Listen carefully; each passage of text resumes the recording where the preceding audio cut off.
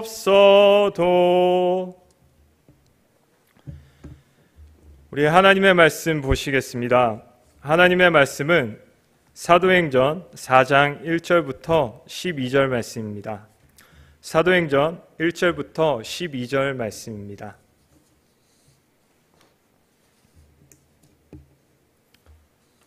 우리 다 찾으신 줄 알고 함께 합독하시겠습니다. 사도들이 백성에게 말할 때 제사장들과 성전 맡은 자와 사두개인들이 이르러 예수 안에 죽은 자의 부활이 있다고 백성을 가르치고 전함을 싫어하여 그들을 잡음에 날이 이미 저물었으므로 이튿날까지 가두었으나 말씀을 들은 사람 중에 믿는 자가 많으니 남자의 수가 약 5천이나 되었더라. 이튿날 관리들과 장로들과 서기관들이 예루살렘에 모였는데 대제사장 안나스와 가야바와 요한과 알렉산더와 및 대제사장의 문중이 다 참여하여 사도들을 가운데에 세우고 묻되 너희가 무슨 권세와 누구의 이름으로 이 일을 행하였느냐. 이에 베드로가 성령 충만하여 이르되 백성의 관리들과 장로들아 만일 병자에게 행한 착한 일에 대하여 이 사람이 어떻게 구원을 받았느냐고 오늘 우리에게 질문한다면 너희가 모든 이스라엘 백성들은 알라. 너희가 십자가에 못 박고 하나님이 죽은 자 가운데서 살리신 나사렛 예수 그리스도의 이름으로 이 사람이 건강하게 되어 너희 앞에 섰느니라. 이 예수는 너희 건축자들의 버린 돌로서 짐 모퉁이의 머릿돌이 되었느니라.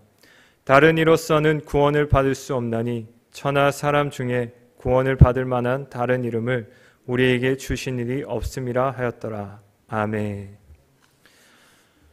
작년 5월 달쯤에 제가 캐나다에서 한국으로 돌아오게 되었습니다. 한국에 돌아오게 되어서 이제 등록금을 마련하기 위해 한 직장에 들어가 아르바이트를 하게 되었습니다. 같이 일을 하다 보니까 동료와 관계를 맺게 되었고 동료는 자연스럽게 저의 상황과 저의 비전에 대해 물어보게 되었습니다. 저는 신학생이었고 이제 목회자가 되기 위해 달려가고 있습니다 라고 대답했습니다. 그러나 그 대답에 돌아오는 대답은 너무나 충격적이었습니다. 그 당시 한 목회자의 주도로 인해 강화문 집회 사건으로 인해 크게 이슈가 되던 시기였습니다. 그래서 그런지 모르겠지만 저에게 대답을 해 주었던 그 동료의 대답은 지금 교회가 문제가 많은 것 같던데 다시 한번 생각해 보는 게 어때?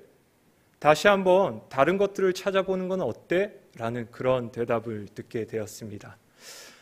그거와 마찬가지로 당시에 교회를 다니는 것이 너무나 부끄러워서 교회를 다니는 것을 거부하겠다라는 그런 학생들도 있었고 또 교회를 다니는 것이 뭔가 잘못된 것인 것처럼 바라보는 사회적인 시선들이 많이 있었습니다. 이러한 시선들이 생기게 된 원인은 무엇일까요? 물론 교회의 잘못들도 있겠지만 세상 사람들이 생각하고 있는 그 생각과 달랐기 때문이었다라고 생각합니다. 세상 사람들이 생각하기에 교회는 이래야 된다라고 생각했지만 오히려 교회가 여러 문제를 일으키고 있었기 때문에 교회에 대해 부정적인 시선을 가지는 것은 아닌가라는 생각을 해보게 되었습니다. 그러한 상황 가운데 우리 그리스도인들은, 우리 교인들은 어떻게 나아가야 될까 한번 생각을 해보게 되었습니다. 어떻게 나아가야 되는지를 오늘 본문을 통해 한번 살펴보았으면 좋겠습니다. 오늘 베드로와 사도 요한이 미문에 있던 안진뱅이를 고친 후에 많은 사람들이 놀라서 베드로와 사도 요한에게 모이게 됩니다. 그래서 그때를 기회로 삼아 베드로는 복음을 전합니다. 십자가에 못 박혀 달려 죽으신 그 예수님께서 다시 부활하셨다라는 그 사건과 너희들이 만약에 이 예수를 믿고 싶다면 지금 회개하고 너희의 뜻을 돌이키라, 죄를 돌이키라 라고 이야기를 합니다. 그러한 복음을 들었을 때 나타나는 반응은 두 가지였습니다. 오늘 본문의 1, 2절에 보시면 사도들이 백성에게 말할 때 제사장들과 성전 맡은 자와 사두개인들이 이르러 예수 안에 죽은 자의 부활이 있다고 백성을 가르치고 전함을 싫어하여라고 되어 있습니다. 대제사장들과 성전 맡은 자들 또 사두개인들은 이 복음을 듣고 거부하여서 사도들이 지금 복음 예수 안에 있는 부활 사건을 전하는 것을 싫어한다라고 되어 있습니다. 당시 이 사두개인들과 성전 맡은 자들은 기득권을 가진 세력이었습니다. 자신들에게 이미 주어진 그 권리를 통해서 복음을 거부할 뿐만 아니라 사도 요한과 베드로를 붙잡아가는 그런 행위에까지 이르게 되었습니다. 당시 사두개인들은 부활을 믿지 않았습니다. 부활뿐만 아니라 영도 믿지 않았고 천사들도 믿지 않았습니다. 사두개인들은 이 내세에 있는 것들, 이 현세적인 것들만 믿는 그런 사람들이었습니다.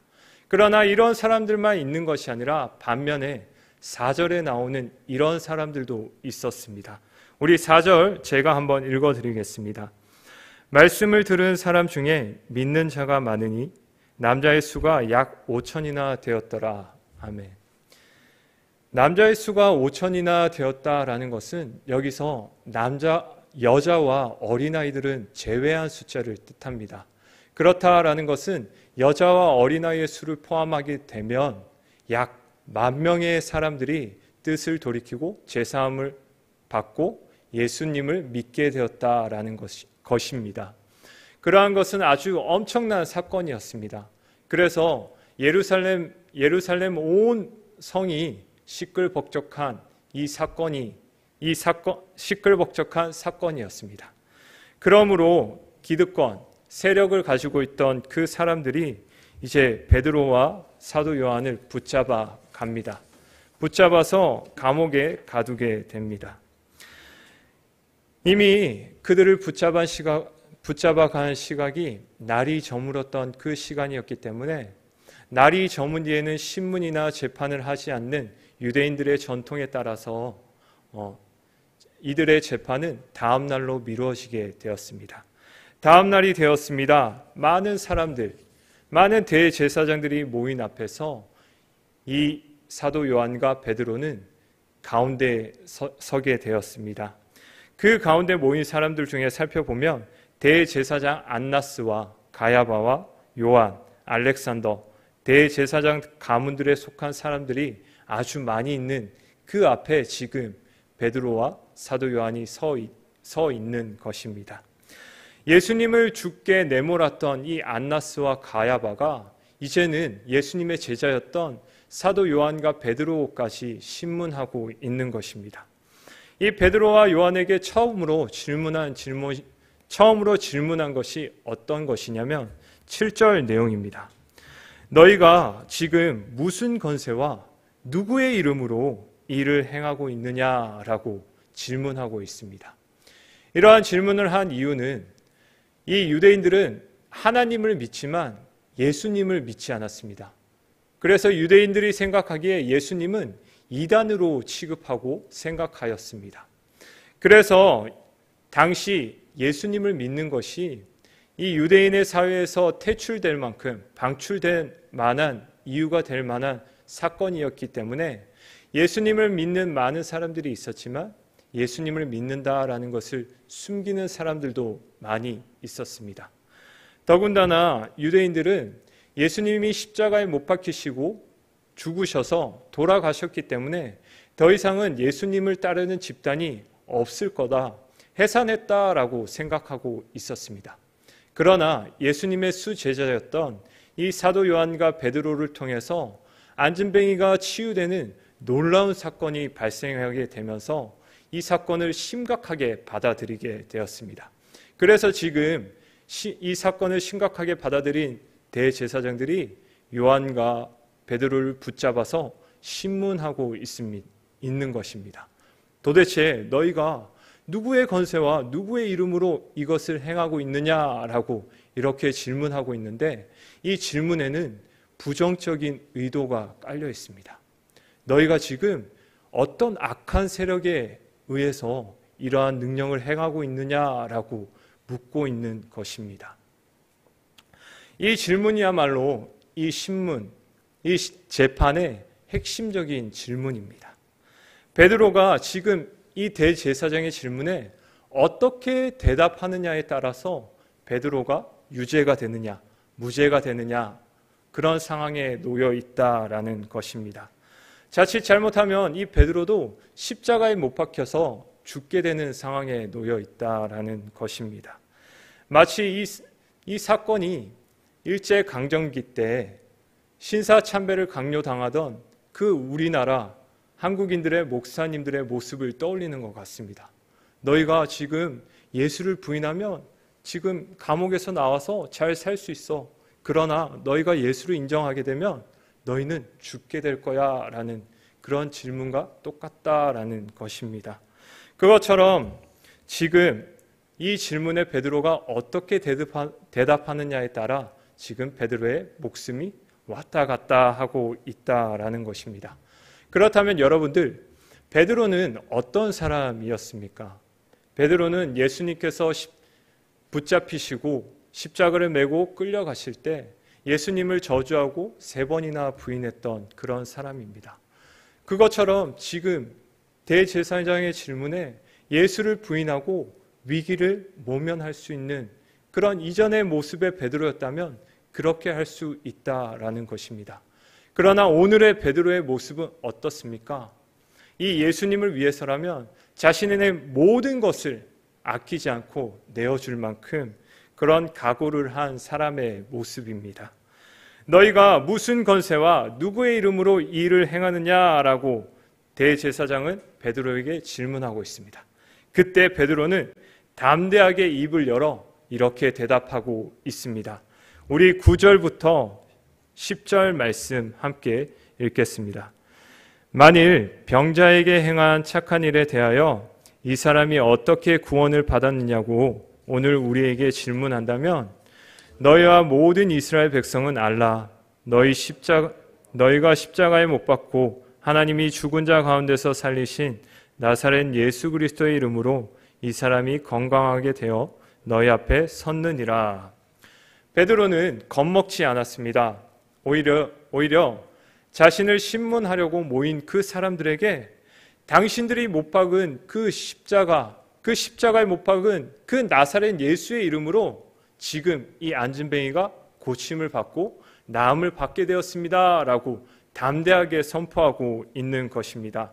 여기서 멈추지 않고 더 나아가서 베드로는 11절에서 이렇게 이야기합니다. 이 예수는 너희 건축자들의 버린 돌로서 집 모퉁이의 머릿돌이 되었느니라 라고 이야기하고 있습니다. 베드로는 지금 구약성경 시편 118편을 인용해서 지금 대제사장들에게 이야기하고 있습니다. 너희 건축자들이 버린 돌, 너희 대제사장, 너희들이 버린 그 예수가 집, 모퉁이의 머릿돌이 되었다. 아주 가장 귀한 머릿돌이 되었다라고 선포하고 있는 것입니다.